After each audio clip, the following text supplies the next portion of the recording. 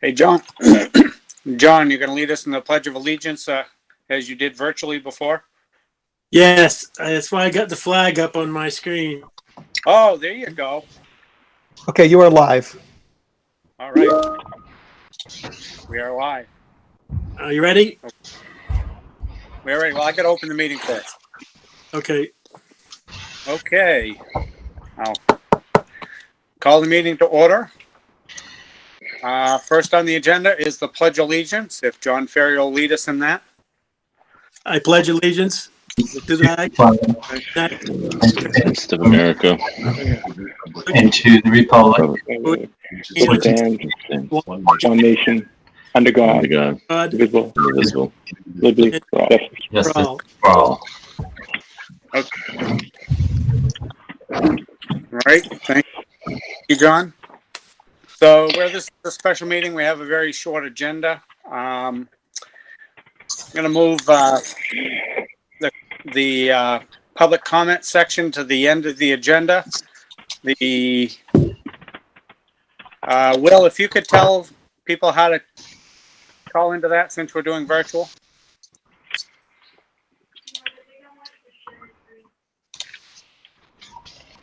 No.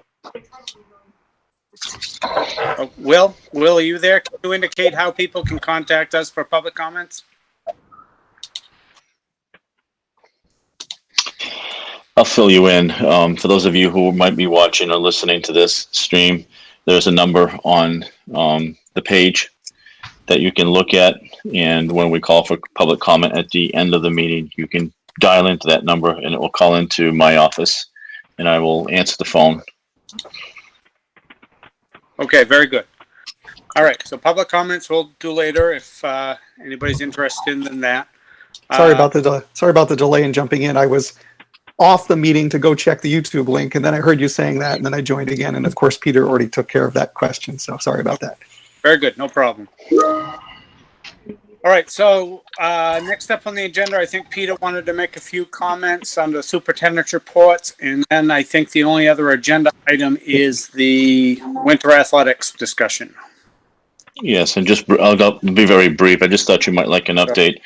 The committee for the special ed director position met today, and we will conduct interviews this Thursday. We have late Thursday afternoon into Thursday evening. So hopefully we will have a name for you at the next board meeting. Also, I thought you might like to know that the technology technicians started the year. Their contract hadn't been finalized, and we have just we've met with them, Will and the technicians and myself, and we will be bringing the proposal to the board in the December meeting as well. And last but not least, I just want to extend. Mary, I can't see my screen. I just want to extend my thanks to the building administrators, to the nurses, to Shelley, for all of the work that continues to take place as we work through this COVID pandemic. It is unbelievable the work that is going on to keep everything up and running. And over the past weekend was another example. Also want to express my thanks to the teachers, students, the parents for doing whatever they can do in their power to adhere to the guidelines and make sure that we stay open as a school district. So huge thanks to all. Very well said, Peter. Thank you. Definitely, there's a lot of people doing a lot of work to try to keep our kids in school where they need to be for their betterment and getting them all the education we can under the circumstances. We do appreciate that. All set, Peter? If we're all set, I guess we'll go to the winter athletics discussion. And Jim, if you want to go ahead and present. Okay, I had sent you guys a PowerPoint the other day with the information about winter athletics. I don't know if you guys had a chance to look at that, but it basically had all the guidelines that are recommended by the governor's office, the National Federation of High School Sports, the Maine Centers of Disease Control, Maine Department of Ed, the Maine Principals Association, and it basically gives us the guidelines that we need to follow. And I had a parent ask me, recently, how do I feel athletics are safe? And my answer to that parent was, I think if we follow the guidelines that have been set forth, I feel it's safe for us to do this for a couple of reasons. The first reason being, if we don't do it, these young people are going to go somewhere else and do it, whether it be a club sport or AAU.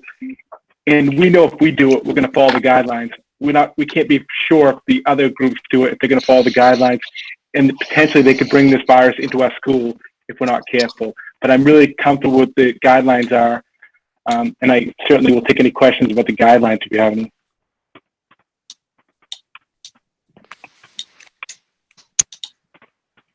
Okay. Do any board members have questions for Jim at this time?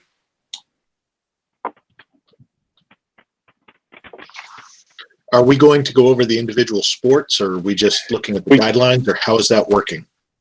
We can do whatever you're most comfortable with. All the sports are moderate risk except for wrestling.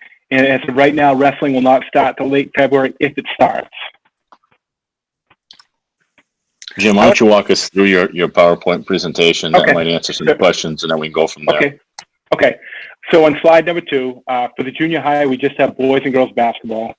For the high school, we have boys and girls basketball, cheering, a boys ice hockey program, which we co-op with Waterville, a girls ice hockey program, which we co-op with Gardner, Coney, Lawrence, Erskine, and Meso, indoor track, and boys and girls swimming, which we co-op with Waterville, and obviously wrestling again, which will be a delayed start. As we move to the next slide. Did you have a question, John? Yeah, I just want to know on the co-ops, do we have to get all the other schools to have the same policies in place that we do, or how does that work? We're all following the CDC, the MPA, the National Federation. All the guidelines are to all our schools, so they're not exclusive to one school or another. So we're all mandated to follow those guidelines. Thank you. John, one of the things that needed to be done was we had a meeting with Waterville because it is a co-op. Chad, Brian, Laramie, Eric, myself, Jim, and Heidi, just to talk about hockey a little bit, because it is a little bit different, and had a conversation about where would we go because of the league that we play in. And one of the things that came up obviously is there's a suggestion was made that we only travel for an hour. Look at those schools that we can play. We only travel for an hour because our league takes us all the way up into Presque Isle, I believe. And Jim, correct me if I'm wrong. And that's not something we wanted to do, is go overnight. So that was out. And then the other thing that we need to take into consideration is if we're playing a team that perhaps is out of our league, but within that footprint, if they're in a yellow designation, then we will not be participating against those teams. Yeah, as Peter said, obviously if anybody goes yellow, they'll suspend athletics until they become green again. And currently, Somerset County, Franklin County, there's quite a few counties that are yellow right now. So that will make the hockey schedule be very brief, a very short schedule as far as number of games. Yeah. All games can be all. Sports are going to be mandated. They're going to play 66% of what they normally play. So hockey will be 12 games. Basketball will be 12 games. It will go like that. What we are looking at doing in hockey is, we talked about the other day, we're only going to play schools who play out of the ice balls in Augusta. And that way we don't have to leave that bubble. So that would be kind of a good thing for boys ice hockey. Now, the problem with girls ice hockey is we are the furthest north school in the state. So we may even have to go to counties that aren't adjacent to us if that's what you allow, because there's not a lot of schools. There's schools in Androscoggin County, but we may have to go into Cumberland for some of our games if you allow it, because girls ice hockey, obviously, we're the furthest north, so we're the only team in Kennebec County. Now, what about practice time? Because I know, like, boys ice hockey, like, where are they getting the practice, and how far would they have to travel? All our teams, the boys and girls, will both practice on the ice ball, and the MPA has limited us to 3 hours a week, except during vacation. So all schools, to try to make it fair, will be limited to 3 hours per week. we are gonna have the kids' parents sign a waiver for transportation, because we're not going to be able to get bus drivers to bring both our boys and girls teams down like we've done in the past for our girls. So we will be looking at for our students to transport themselves or the parents to transport themselves. And do we have the time set already for that? Or? I just got it. I haven't even had a chance to look at it. He just sent it to me today. I noticed he gave our boys one Sunday practice, and Heidi and I had already talked. We're going to give that time back. We don't want Sunday ice time. We want families to enjoy their Sundays. So we will, but for the most part, they'll be during the week. Nothing was, I think the latest practice I saw in there was 7 o'clock or 7:40. And there's no early morning practices either. Oh, that was, I don't care about the late ones. It's the morning. Yeah. Well, obviously, as an administrator, I know we worry about the late practices only because of traveling. That 25-minute ride scares us, knowing that we may have students on the road. Would you like me to go to the next slide? I think Jay has his hand up. Oh, I'm sorry, Jay. I can see you. Thanks. The question I have is about cheering.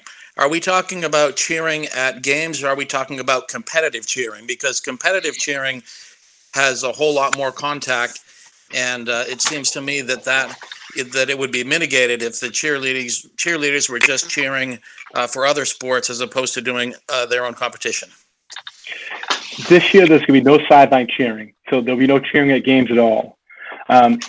There will be a state competition in cheering, but it will be virtual. In other words, every school will film themselves, and they'll send it to the state, and the state will show it as one program, so the judges can watch it all at one time. And there is a lot of guidelines about stunting. There's individual guidelines about the contact. Thank you. Yep. Okay, I'll go to the next slide. We can go to the next slide. So as we see the regulations, the Mpa Guidelines Bulletins haven't been put out yet, except I think hockey came out today. All of our coaches will be required to take the NFHS COVID-19 course. Again, this winter we'll ask parents to sign an assumption of risk for their child to compete.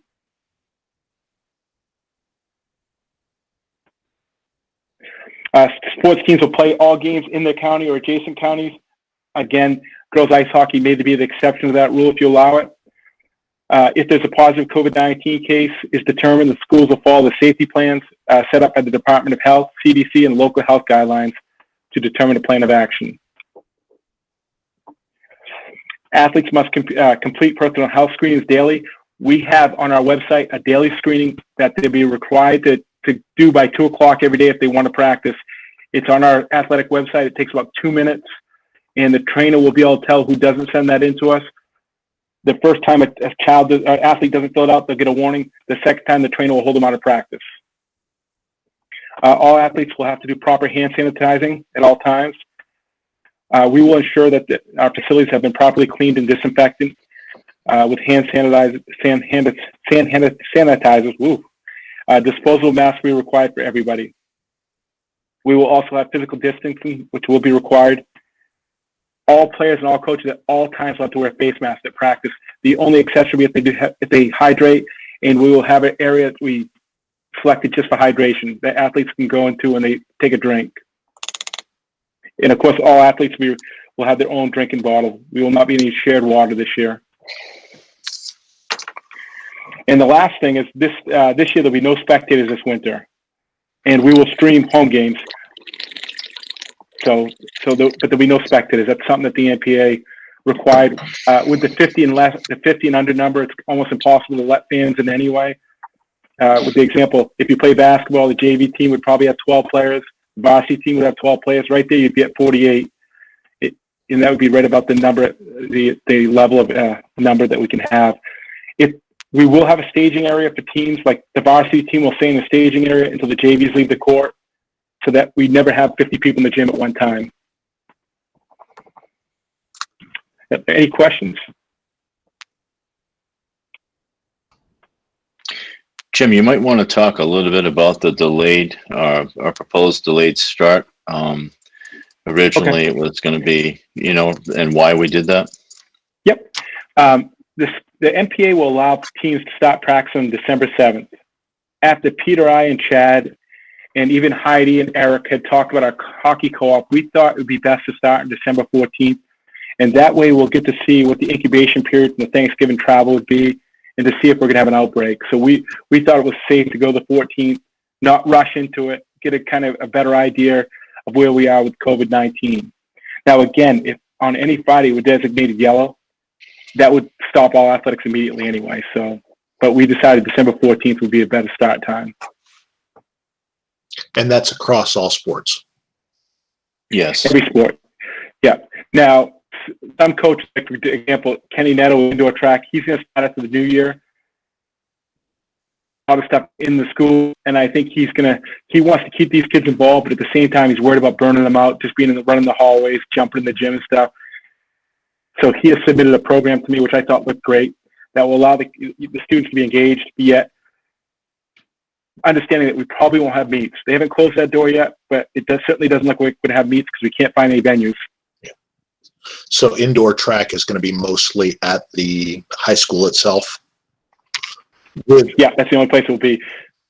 Yeah, we can't get any time at Kobe, obviously.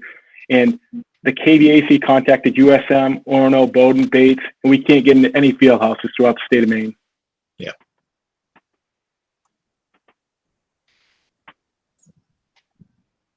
Any questions? So I believe Jay had a question. Go ahead. Yeah, thanks. Jim, when you talked about the delay, Jay McIntyre, did you have a question? Yeah, I'm asking it now. Can you not hear me? I can hear. Okay. Jim, when you talked about the delay, there are advantages to that in terms of seeing whether there's going to be an outbreak. Did you talk about the potential opposite effect of delaying the amount of time that athletes have to get in shape for conditioning before they compete? Because I would think that with a shortened period of conditioning that we increase the risk for injury. Was that part of your discussion? It was, but we're not starting any games, or you cannot have any games or exhibitions until January 11th. So even starting on the 14th will give us 4 weeks. Normally our fall sports have a 2-week preseason, and they only actually have a week before they start playing exhibition games. So I think we were comfortable with it. I think we weighed the pros and the cons. And I just think we all felt that the 14th felt a little bit better. Now, with saying that, coaches can certainly contact their players on December 7th, talk about conditioning ideas, be able to be available to their coaches if these athletes want to talk to them about anything. So our coaches will be available on December 7th. Okay, thank you. Yep.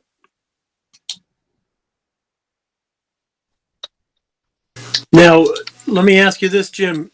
That mean individual workouts could happen as long as no one's near anyone? Individual workouts, yes. Like an athlete, like let's say Coach Beckworth wanted to give a training thing to your daughter. She can certainly communicate a training program, but we'd want your daughter to do it individually. We wouldn't encourage any grouping, any group activities. One person at a time. Yeah, But not one-on-one with the coach, John, if that was your question. No, I meant one person, like working out with one person. Yeah. No captains practices, no group practices, nothing along those lines. This is kind of what we did in the fall too. We discouraged any group activities until we were ready to start.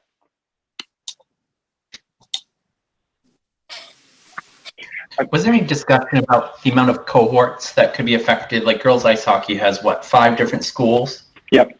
And what was discussed about that? Because that could affect like 8 different cohorts among a school, because you have kids in different cohorts among different schools.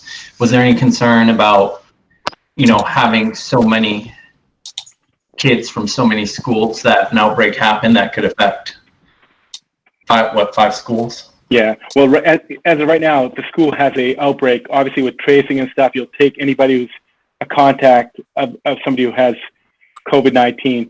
But an example to our co-op right now, Lawrence is yellow. We wouldn't allow them to practice or compete with us until they became green. All the other schools are in Kennebec County. But if I got a phone call from their AD saying we have 2 students that are tested positive, we'd ask to do a trace back. And if we felt any of the students had been in contact with any of the infected students, we'd ask them to hold them out. I mean, and I guess my point is, do we measure the risk of, and I guess my biggest concern is the risk to so many schools with a co-op that big. And I know we need it to have a team, but I didn't know if that was a discussion point at all. Well, it really wasn't a discussion point because unfortunately we all need each other to play hockey. Like, for example, I'm going to be the biggest school and I'll probably have 6 players. It's kind of like us with the technical center. I mean, the benefits that we get going to the technical center outweigh the risk that we take with our students going to the tech center. But you're right, it's definitely a concern. And that's the big reason we're not going to have spectators in the crowd this year, even if we could, because we don't want to bring people from the outside that we don't know where they've been that could infect our schools. Right. And I think the fact that everybody is following the same guidelines, Corey, is the safest net that we have in terms of what your concern that you're raising right now. If everybody is following those guidelines, and schools are doing a good job of that. Okay, I've got a question if possible. And it's... Go ahead, Earl. Yeah. How is, and this is predominantly for the co-op sports, understanding that each school is going to be doing what they need to do for their students, is there going to be a single administrative operational point of contact for the entire group that will be putting out official information? So that way a Waterville student doesn't starts talking about something. And I mean, do you understand kind of what I'm saying here? Yep. With our girls ice hockey program, I am the managing partner, meaning if there's any concerns of a school having an outbreak, I'd be the first to be notified. Our ice hockey co-op with Waterville, Heidi's the managing. Obviously with 2 schools, that's easy to manage. But if there are any concerns or rumors, the ADs would contact me and we'd have a meeting between the ADs, but I will be the one communicating any concerns or risks that we're taking. Okay, thank you. Or that we won't take, yeah. Just a couple other things to kind of talk about. I had sent an email out last night to all the schools in the KVAC about if their boards had approved sports. I heard back from 8 schools, all 8 had approved winter athletics. So I haven't heard anybody who hasn't approved it. I'm sure there'll be some, but we haven't had one yet.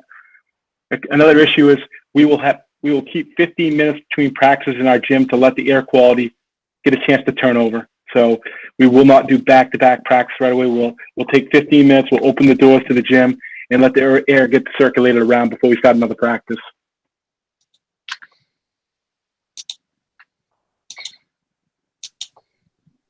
I would think Shelley might chime Well, in there's a reason we have 2 gyms. if she has anything to say about Well, the the air. advantage, of course, without having spectators, both gyms.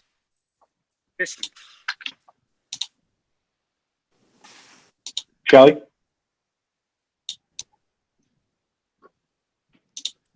All I said was if there's any.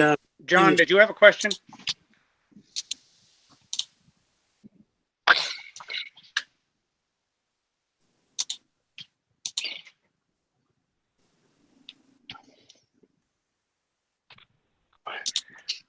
Jim, did you get a chance You kind to? of broke up on me, so I didn't hear all what you said, but I think they're all set.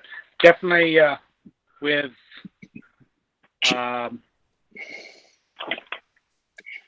without spectators, both gyms are available. I assume.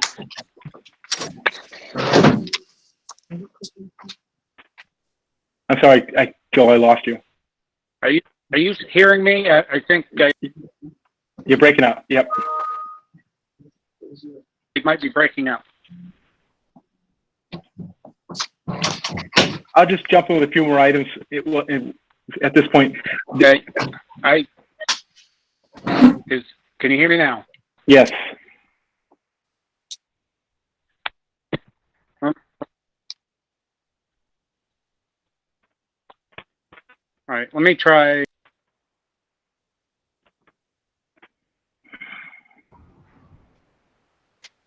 That solved the problem.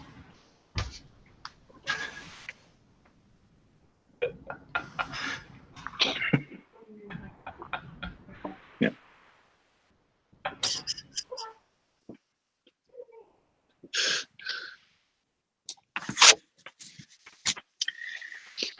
We'll give Joel a second to come back because I think he's trying to reboot his computer. Had no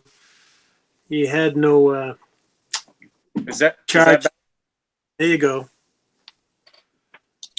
all right? Good. So I think I'm pretty good with what Jim was saying. I guess obviously with a cohort as big as the or a co-op as big as the girls hockey team, obviously play. The likelihood they're going to get their 12 games in is probably a little rough given counties and the different co-op schools we're associated with. I mean, obviously that increases the opportunity for yellow or for a contact to have been made somewhere along the line.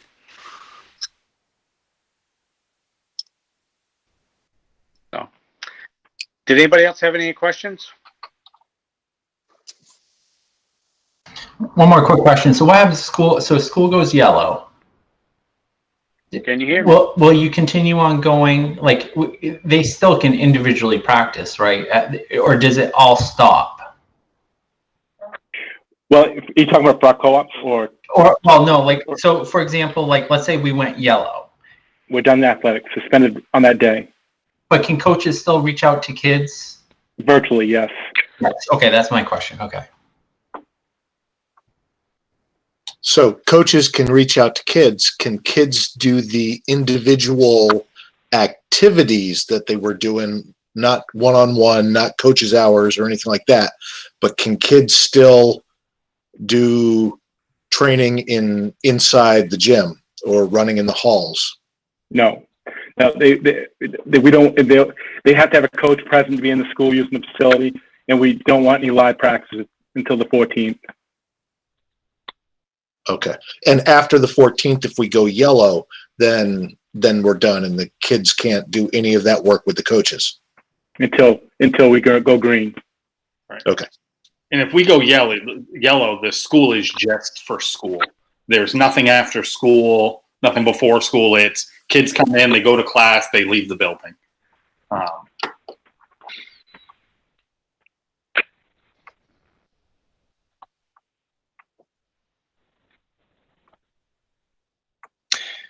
Anything else? Yep. Well, we can hope for the best. I can make a. Anything else with anybody? I'm ready if you would like.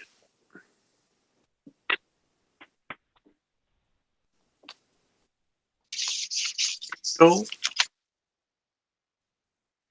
If there's no other comments or questions, if somebody would like to make a motion to accept the proposal for winter athletics.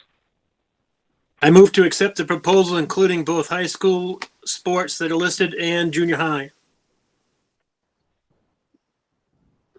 I second. Can anybody hear me? It's been motioned and seconded. Okay, we have a motion. Do we have a second? Earl seconded.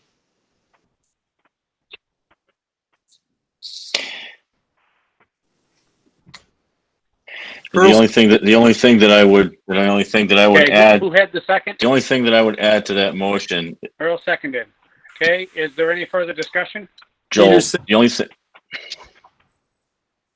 the thing that's missing from that motion, John, if you would go back and just include adhering to the guidelines as specified by the MPA, CDC, etc., so that everyone knows that we are complying by the rules, not just saying we're playing winter athletics. Right. And I was meant to say per the presentation, which is including the guidelines. So yes, the motion includes following the guidelines as per the presentation.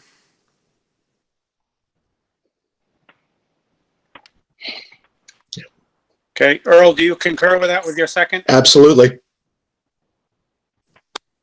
Okay, very good. Any further discussion?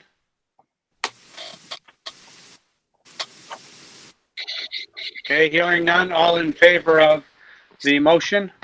I'm a yes. I'm a yes. Yes. Yes. Yes. I'm a yes. That's Jeff. That's Jeff Rydell. Thanks, Jeff. Nathan's yes. Looks like it's unanimous. Okay, very Okay, good. thank you. Thank you. Thank you very much. I guess I'm breaking up a lot, so, Yes. all right. So, do we have anything other than public comments? I just wanted to say that I think this virtual meeting makes sense for this shorter presentation, but for our regular meeting, I would think that it could be said that we're asking students and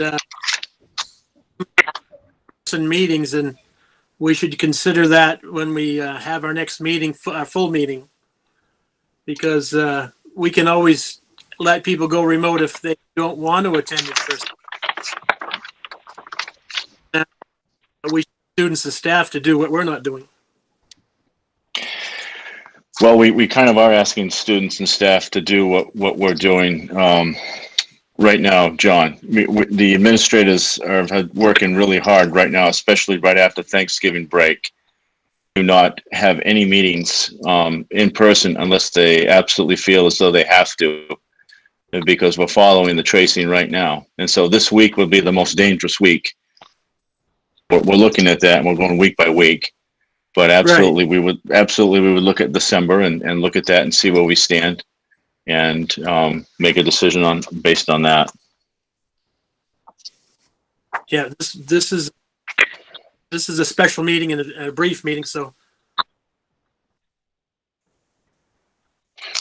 From a process standpoint, it seems to me that when we're doing a virtual meeting like this, when it comes time to vote, it might be most practical to call the roll and ask people to vote just so we know. I think given the weather.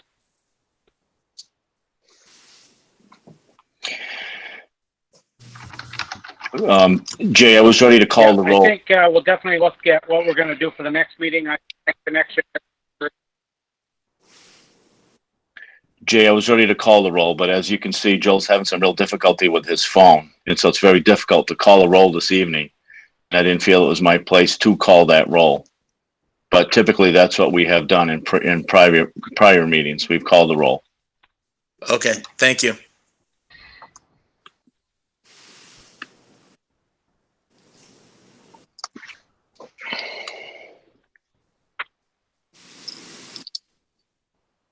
Did you want to call a roll on the winter sports proposal? Is that what you wanted, Peter?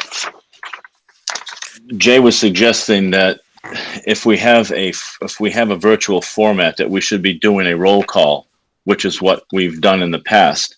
But since you're breaking up and you're having a really difficult time, the show of hands was, we could see it, but the audience may not be able to see it. Anybody who's just online without, without a visual. But I did say that it was unanimous, so that everybody knows that may just be listening, that all board members present did vote unanimously in favor, which is why I made that comment.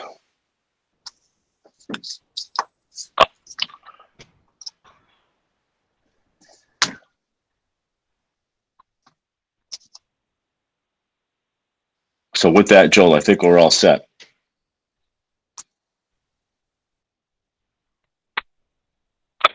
We just need to call to adjourn the meeting.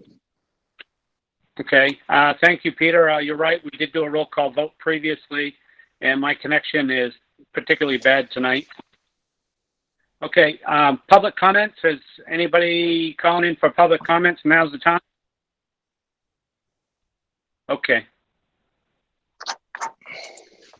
Having been no public comments, I'll ask for a motion to adjourn. I make the motion. Second. Could Was I that get a you, motion? Jay, on the second? Sure. Okay, We have a motion from Corey and a second from Jay. Jay. Okay, all in Yes. favor of adjournment? I am a yes. John's a Yes. yes. Jeff, Corey's a yes. yes. Corey. Yes. Earl's a yes. Earl, yes. Unanimous. Okay, 6:45. Thank you very much, everybody. Stay safe with this weather. Shingles are coming off the roof, Shelley, just so you know. Nate will be right over to fix Okay. that, Peter. Where are you?